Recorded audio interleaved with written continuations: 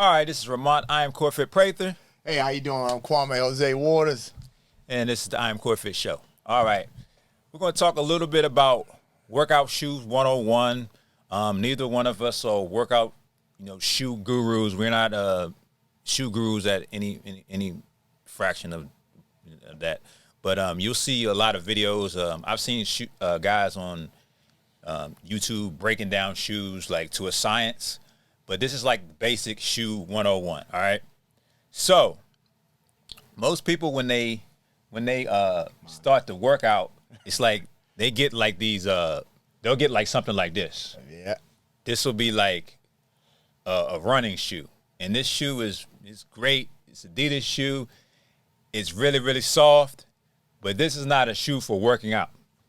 These type of shoes where you see like a running shoe, it is for running. It's not for squatting, lunging, none of that stuff. It's for running. So when you buy a running shoe, you're supposed to run in it. So when you got a trainer or you got doing a workout program and you get this running shoe, this is not it. It's not what you should be getting, all right? Don't get running shoes, all right? The shoe that you want is it's like a cross trainer, okay? So this is a Under Armour $20. Under Armour doesn't have a lot of cross trainers. They have mostly running shoes. But this shoe right here is really nice. I only paid $20 for it at a Ross, and you can see it's done. So I worked out a lot in it. Yeah, right. So this shoe right here is pretty good. It's a cross trainer. So a cross trainer is designed for running, jumping, everything that you're going to do as far as working out, squatting, whatever. Okay. It's designed more to go side to side. Most of these running shoes, no side to side action. You'll feel yourself working out in a running shoe and your feet will be like very unstable. So this is definitely a good choice for like a workout shoe. Kwame just got his Nikes, so you can. How do you like that? Yeah, I like these Nikes. They serve their purpose, but like he said, when you actually start to get to working out, me personally, I'm flat-footed, so I have no arch at all. Like my foot is flat to the ground. So like certain exercises sometimes throw me off when my foot is not positioned right. So I found that when I took these off and put the actual tell them about when you first start working out. What were you working out in? When I first started working out, I had some running shoes like you actually first put up. Some running shoes, which were cool. They were okay. But when we started working out, I needed a little bit more stability. I needed some arch. I needed some support for my knees. So I decided to move to this, and which has helped me out a lot. And I still wear these when we work out from time to time, but certain workouts I'll wear these, and then other workouts I'll switch up to a lifting shoe or an all-purpose workout shoe. But this serves its purpose. They're Nikes. They're Joy Rides. They just came out last year, I think. Very comfortable. I recommend these for if you're playing tennis, or you can play basketball in these, but not working out. But they're comfortable. So workout, we want a cross-training shoe, a shoe that is designed, that is good for lunging, jumping, running, all that thing, not just running. Mm-hmm. So running shoes, out, okay? So now we'll look at something, some specialty shoes. So we'll go to this shoe first. So this is one of my favorites. This is a Nike shoe here. I forget what it's called. I did a review on this shoe actually on YouTube, but I forget what it's called right now. But as you can see, this shoe is designed a lot for groundwork, and it's almost like a barefoot shoe. Yep. So your foot is really solid to the ground, and it's very stable.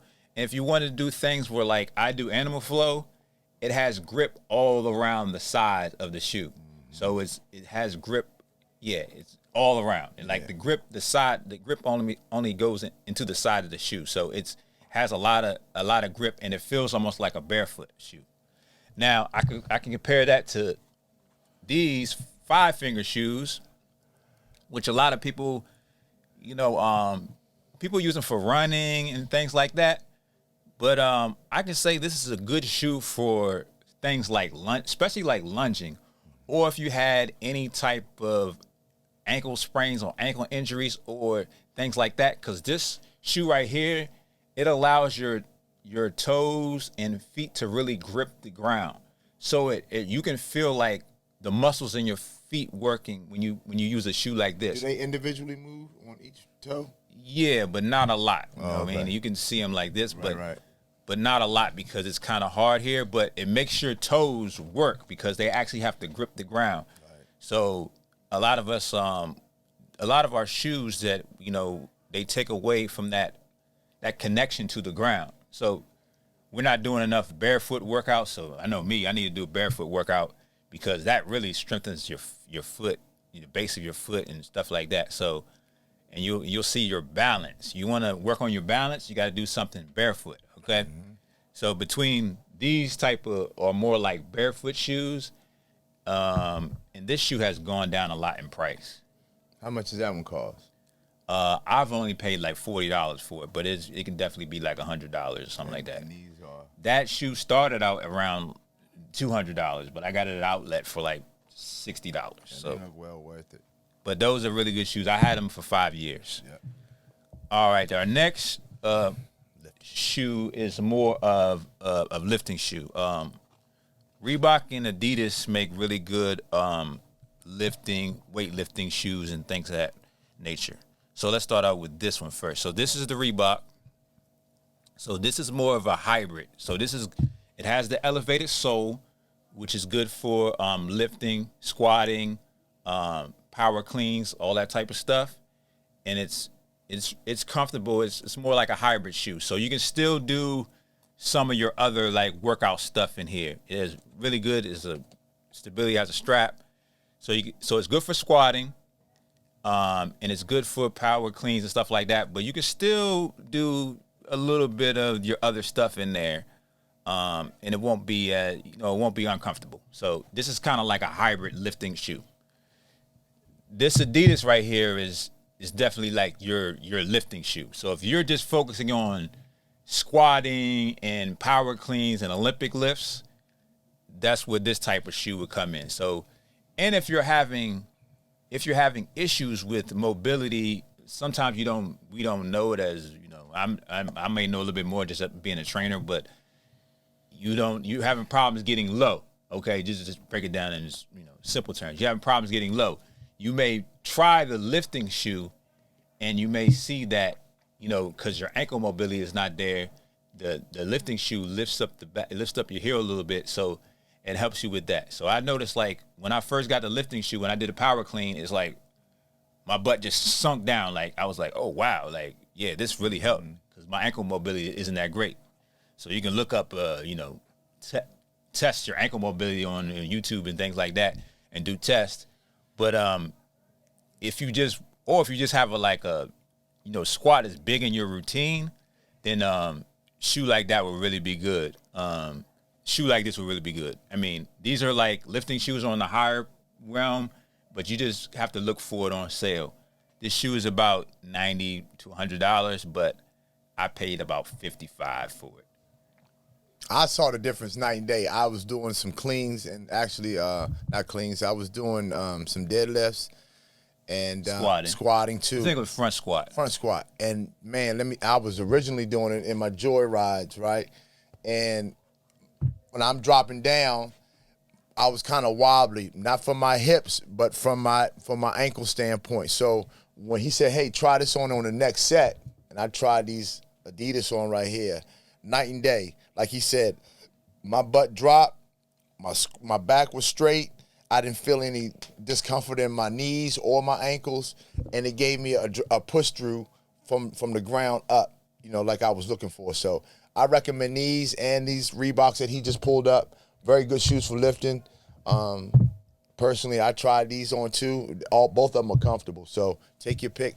And I had issues, like I said, with my knees because of my flat feet, but I haven't had any issues in a while, but I haven't been lifting for a while either. So, but these were good when I did do it. So the main thing is like your really, really soft, comfortable shoe is mostly the soft running shoe because running is really bad on your knee, on your joints. So the running shoe, you want something soft because you're having a lot of contact with the ground, the impact with the ground, especially if you don't run like how you're supposed to.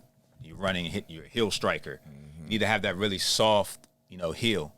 When you're doing something like squat, this shoe is not soft. You know what I mean? This shoe is not soft. So you need your ankle, your foot to be stable with the ground and not move. So I had one friend of mine, she had these awesome shoes. They look good, man. They're like, how much some shoes cost? $250. That's what she said? $250, something like that. But I'm like, she's doing squat in them, and her foot is like really moving unstable. She's like, they're very comfortable. So I'm like, oh, very comfortable. Those are not for squatting, though. Right. You can go running and walk around the mall 100 times with them, and they're going to feel good. But squatting is not good because you can see the person's, leg moving and their foot is unstable. So that shoe, which is great, $200 shoe, but it's not for squatting. So that shoe is good for walking, running, where your ground is, where your foot is taking a lot of contact with the ground. So I'm not a runner, probably will never be. And so, if you're a runner, then it's good to go to one of those, running shoe specialists. That's why they have those stores that actually sell those running shoes and fit your foot to the, a particular type of running shoe. But just basic 101, you're just joining the gym. You just get started. Do not get a running shoe unless you're doing running. You need a cross trainer. So a cross trainer, that would be something along with this or the Nike shoes that he had there, something like that. Mine? Yeah. And Nike shoes, they say running, training, usually on the tongue. Mine? So it's not that hard. All right. If you're buying your shoes online, you just want to look in the category of cross trainers. So I know the running shoe market is big and they look good and everything, but you need to have the shoe that's suitable for what you're doing and comfortable for your foot too, as far as arch is concerned, stability. People with longer toes, flatter feet like myself.